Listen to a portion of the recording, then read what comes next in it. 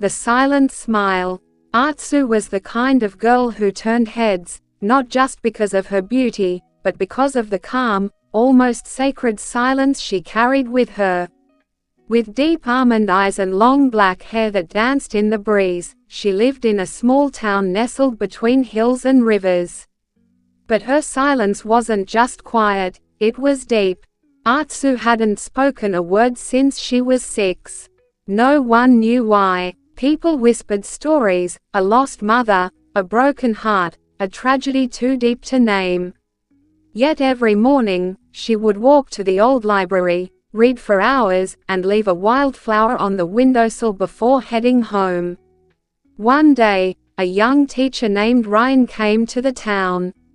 He noticed her silence, but more than that, he noticed her eyes, full of unspoken stories. He began leaving books on the library table with small notes tucked inside. If your silence could speak, what would it say? She never replied, but she always read. Months passed, and slowly, a smile began to return to her lips. It was quiet, gentle, but real. One rainy afternoon, Ryan found a note in a book she had left behind. It read, "I lost my voice the day my world shattered. But somehow, your words made the pieces feel safe again. Thank you for listening to what I couldn't say." No name, just a single wildflower tucked beside it.